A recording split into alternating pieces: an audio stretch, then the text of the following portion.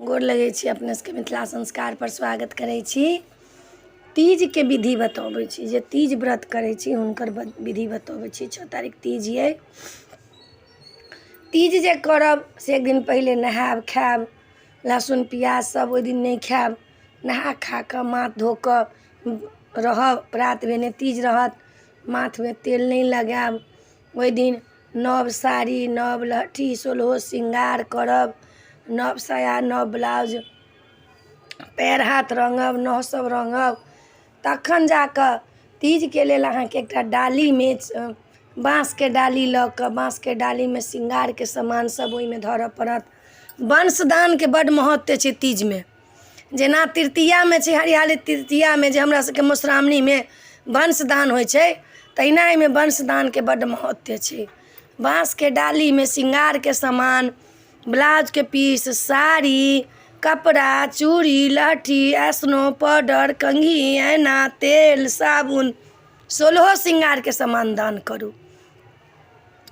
प्रसाद में यहाँ बनाओ पिरिकिया, खजरी, मालपुआ, सामा के सतुआ, खीर, फल फूल, मकई, केरा, आम, सेब, संतरा, नेबो, नारंगी, सब चीज।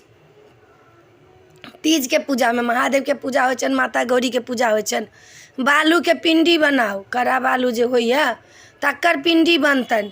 पिंडी बना के तखन हुनकर पूजा हेतन, पहिने गौरी के शंकर के दुनू गोटा के। माता जे छथिन पार्वती से महादेव के पूजा केलखिन एहि व्रत के लेल।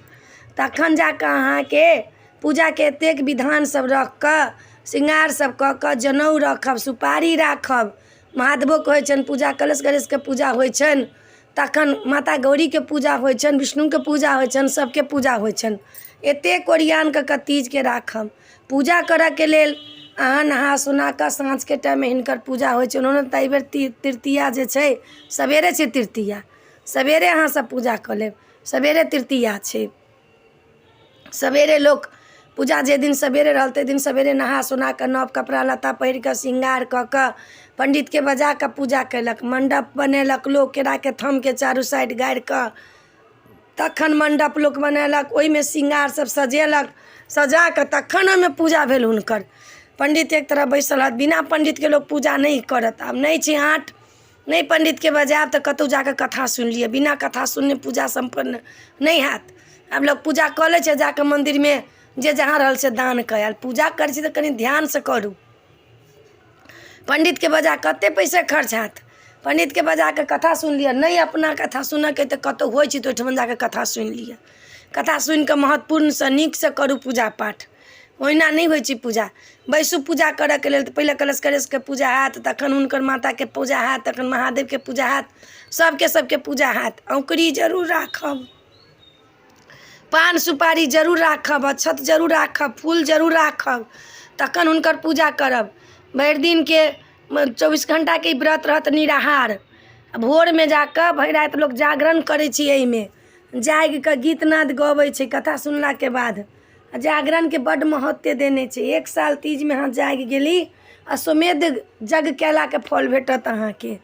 एहि दिन में लोग कथू नहीं खाइ छै, मिठाई नहीं खाइ छै, दूध नहीं पीबै छै, चाय नहीं पीबै छै। आ ई व्रत जे छै से सोहाग के लेल छै। माता पार्वती शंकर के जी लेल केने रहे। अपने सब सोहाग के लेल करब, संतान पाबऽ के लेल करब। ई व्रत कऽ कऽ तखन भोरबे में अहाँ के नहायला जायल हैत। भोरबा में नहा लिअ, विसर्जन कऽ लिअ। आर पंडित जी के जते जे रहे से सब दान जे छी केने से सब पंडित जी के दऽ दियन। तखन जाकर अपने हुनका ब्राह्मण भोजन कराउ। तखन जाकर अपने पारण करू, बड़का जेठका के प्रणाम करू, आ तखन जाकर पारण करू। अपने सबके तीज के विधि विधान दऽ देलहुँ हँ। किछु जरूरत हैत तऽ हमरा जरूर कहब, हमरा मैसेज द्वारा जरूर सूचित करब तऽ अपने सबके हम जवाब देब। एहि वीडियो में इएह छल। नीक लागत चैनल के सब्सक्राइब करब, लाइक करब, कहऽ के नहीं बिसरब। जय मिथिला, जय माता जी। और कथा अपने सबके तीज के सेहो हम देब।